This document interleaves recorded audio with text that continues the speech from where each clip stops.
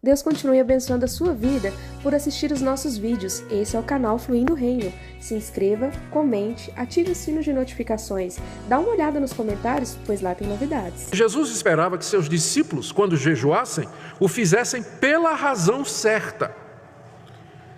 Vocês vão jejuar, isso aí é tranquilo. Mas vocês têm que fazer isso pelo motivo certo. Veja como ele diz, voltando agora para Mateus 6, outra vez o verso 16. Quando jejuardes, não vos mostreis contristados como os hipócritas, porque desfiguram o rosto com fim de parecer aos homens que jejuam. Em verdade vos digo que eles já receberam a recompensa. Tu, porém, quando jejuares, unge a cabeça e lava o rosto, com fim de não parecer aos homens que jejuas, e sim a teu Pai em secreto, e teu Pai que vê em secreto te recompensará. Aqui o Senhor Jesus está orientando os seus discípulos que, ao jejuarem, eles não façam pela mesma razão que os fariseus e judeus da sua época faziam. Já no Antigo Testamento, os judeus já tinham distorcido o jejum, a ponto de que o profeta Isaías, Deus falando através do profeta Isaías, repreendeu o povo por conta do tipo de jejum que ele fazia. Vamos aí, abra aí Isaías capítulo 58. Abra sua Bíblia comigo, Isaías 58. Aqui o profeta repreende o povo, Deus falando pelo profeta, repreende o povo com relação à prática do jejum. No verso 3, Deus diz assim, no verso 3, Isaías registra o questionamento que o povo estava fazendo a Deus. Olha o que o povo estava dizendo a Deus. Por que nós jejuamos e tu não olhas para isso? Por que nós afligimos a nossa alma com jejuns e tu não levas em consideração? O povo está perguntando a Deus, Deus, nós estamos jejuando, nós estamos aqui tirando o dia para jejuar, nós estamos aqui tirando a semana para jejuar, mas o Senhor não está respondendo nossa oração, parece que não está adiantando. Por que a gente jejua e o Senhor não está atendendo? Olha a resposta de Deus no verso 3. Porque no dia em que jejuais, cuidais dos vossos próprios interesses, e cuidais, exigis que se faça todo o vosso trabalho. Ou seja, o alvo do jejum era separar um dia dedicado a Deus, um tempo de oração e de busca a Deus. Mas os judeus simplesmente entendiam que jejuar era ficar sem comer. E no dia que eles tinham estabelecido para o jejum, cada um ia cuidar das suas coisas, só ficando com fome. Isso não é o jejum. O objetivo do jejum não é você fazer dieta para perder peso. Tem um propósito espiritual no jejum, não é simplesmente ficar com fome.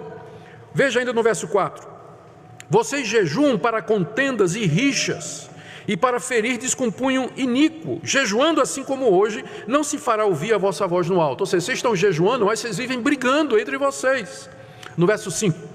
Seria este o jejum que eu escolhi, que o homem um dia aflige a sua alma, passando fome, incline a sua cabeça como o junco era uma planta com talo comprido, quando chegava um tempo ela verga assim, Então ele compara, é isso que eu estou querendo, que vocês se verguem como se fosse um junco, com pano de saco em cinza, final do verso 5, você chama isso de jejum aceitável a Deus? Ou seja, Deus está perguntando, vocês acham que o jejum é uma mera formalidade? É vocês parecerem, virem com a cara comprida, o rosto triste, curvado, com pano de saco e cinza, jogando areia na cabeça, vocês acham que é isso que vai mover o meu coração?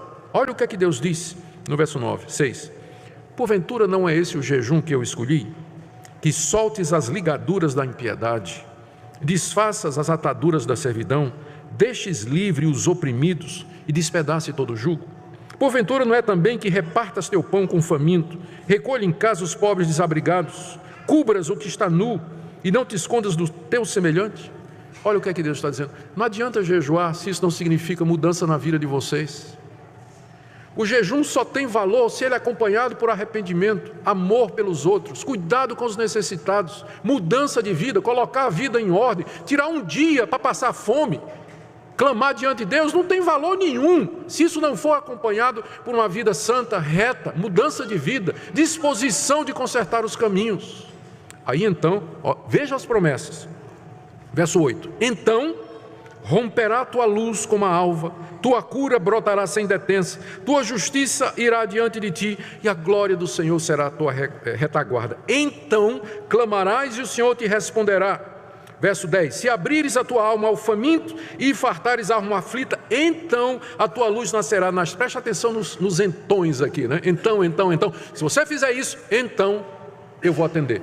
Se você se arrepender, se você quebrar todo o jugo, parar de oprimir os pobres, parar de ser indiferente com os necessitados, você tirar toda imoralidade, toda maledicência do meio de vocês, então o jejum vai fazer sentido. Então eu vou ouvir vocês. Então eu vou escutar vocês. E a luz de vocês romperá como a alva no meio das trevas. E eu atenderei às suas orações. Na época de Jesus, tinha essa mesma atitude. Os judeus, o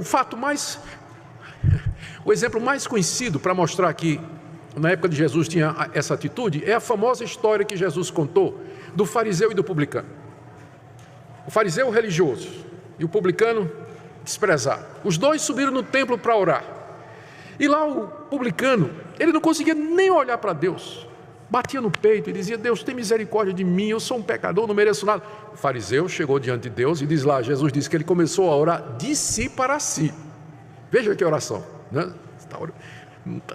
Não era para Deus. Ó Deus, graças te dou que eu não sou como os outros homens.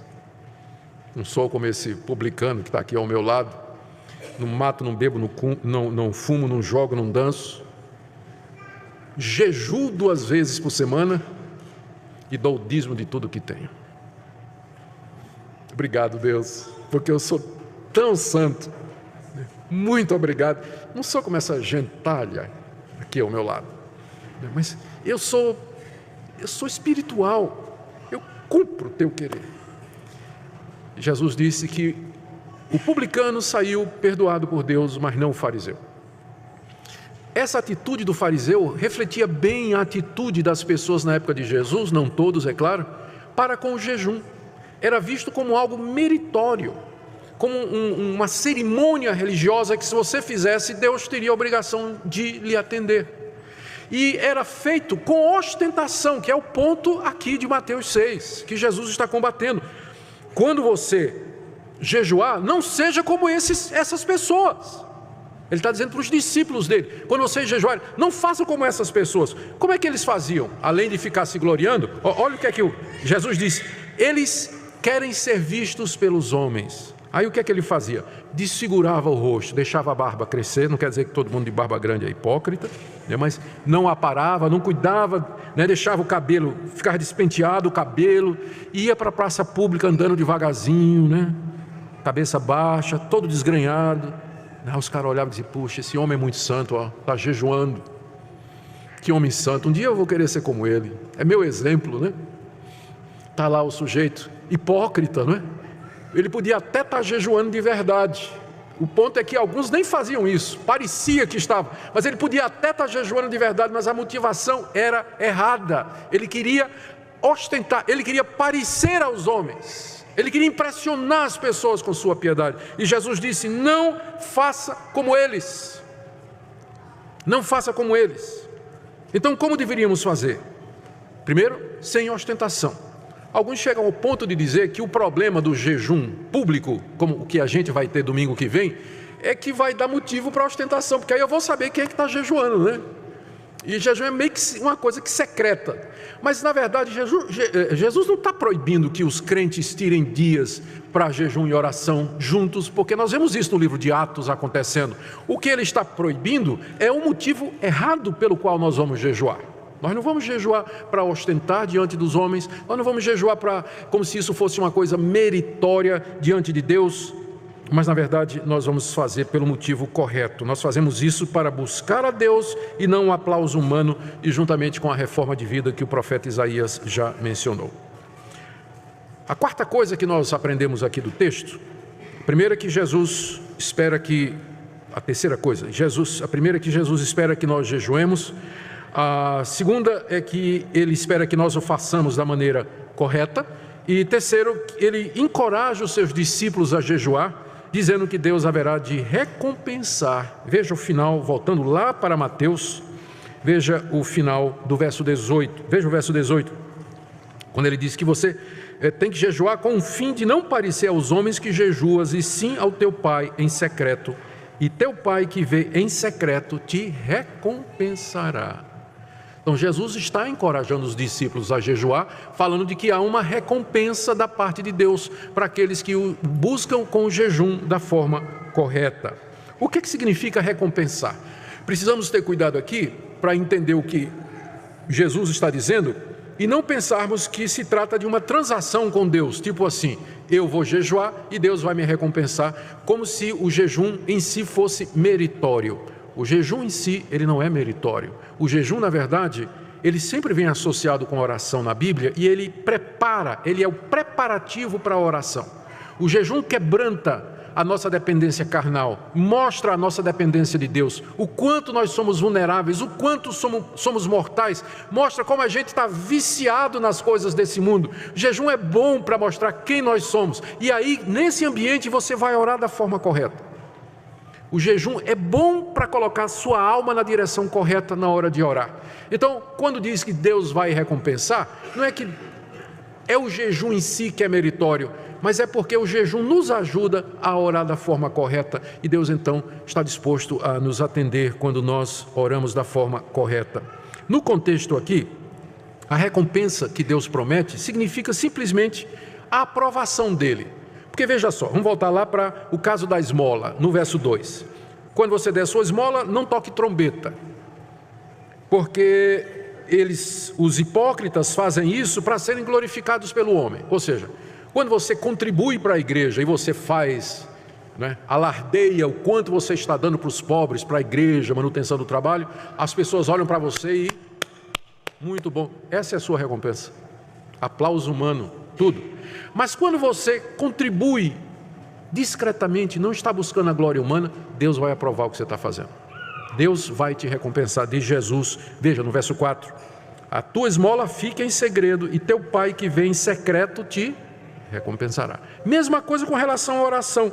Verso 5, quando você orar, não seja como o hipócrita que ora, querendo parecer aos homens que é piedoso, mas se tranque no quarto, final do verso 6, e teu pai que vem em secreto te recompensará. Tá certo? Mesma coisa é o jejum. Se você jejuma para ser visto pelos homens, para se exibir alguma coisa, sua recompensa é essa, o aplauso humano. Mas quando a gente faz pelo motivo certo, na busca de Deus, de coração, então é Deus quem nos recompensa. Nós temos a aprovação dele. Ele se alegra em nós e ele se regozija em nós. Essa é a nossa maior recompensa. Vamos fechar aqui com algumas lições que a gente pode tirar de tudo isso que falamos. Primeiro, jejuar faz parte das disciplinas espirituais que nos ajudam a crescer espiritualmente. Segundo, jejum é mais do que parar de comer ou beber durante um período. Jejuar significa separar um tempo para buscar a Deus em oração, um período de mortificação do nosso corpo e aflição da nossa alma, em que nós nos quebrantamos diante de Deus e clamamos a Ele, confessando os nossos pecados. Terceiro, o jejum, ele tem que ser acompanhado com reforma de vida, com mudança de atitude, com transformação do nosso coração e do nosso comportamento, senão é mais um ritual vazio que nós vamos fazer. Quarto, temos que lembrar que o jejum, ele não é meritório, mas ele serve para nos preparar para orar. Quinto, jejum tem que ser feito de forma discreta, porque o alvo é ter comunhão com Deus e conhecê-lo mais e não parecer aos homens que nós somos espirituais. Sexto, é lícito que a igreja promova dias de jejum e oração, convidando seus membros a participar quando entender que a ocasião assim o demanda. A confissão de fé da nossa igreja, da Igreja Presbiteriana do Brasil, coloca o jejum como sendo um dos elementos extraordinários do culto. Os elementos ordinários são oração, pregação da palavra, cântico e os sacramentos, batismo e ceia. E os extraordinários são ações de graças e jejuns, que devem ser celebrados quando a igreja entender que são convenientes e necessários. Jejum diante da calamidade, ação de graças quando a calamidade passar. É assim que a nossa confissão de fé estabelece, no que é seguida também pelo princípio de liturgia da nossa igreja. Aplicações práticas finalizando. Eu quero trazer aqui então, finalmente, uma palavra para quem nunca jejuou. Fique tranquilo, eu não vou pedir para levantar a mão quem nunca jejuou. Mas eu sei que tem gente aqui que nunca jejuou. Então eu queria encorajar você a experimentar fazer isso. Queria encorajar você a experimentar jejuar. Nós temos a oportunidade no domingo que vem. É um dia que nós separamos para isso. Começando às 9 da manhã e vamos até o final do culto à noite. Os detalhes estão no boletim da nossa igreja, de como deve ser feito. Queria encorajar você a fazer isso. E que você o fizesse com moderação, sem exagero.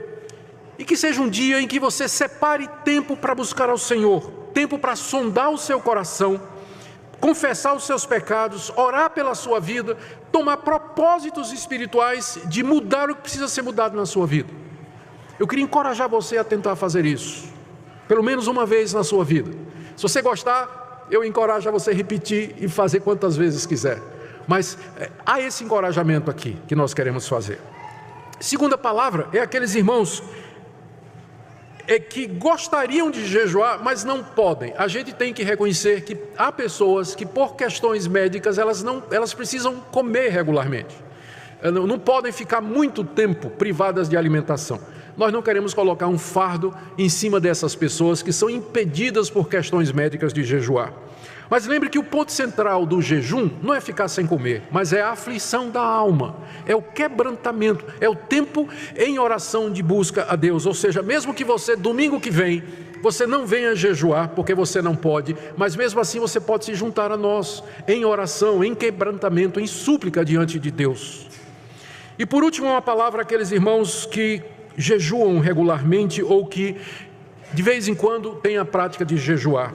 Eu queria encorajar que continuassem a fazer isso, orando para que Deus nos livre de um sentimento de superioridade espiritual sobre aqueles que não jejuam e também para que nós tenhamos cuidado para não pensar que o jejum em si é uma prática meritória, lembrando que tudo que somos e temos é somente pela graça de Deus. Em resumo, meus irmãos, o que o Senhor Jesus nos ensina aqui, quando Ele fala também das esmolas, das orações e do jejum, é que aqui nesse mundo, o objetivo nosso com a prática dessas coisas é a glória de Deus.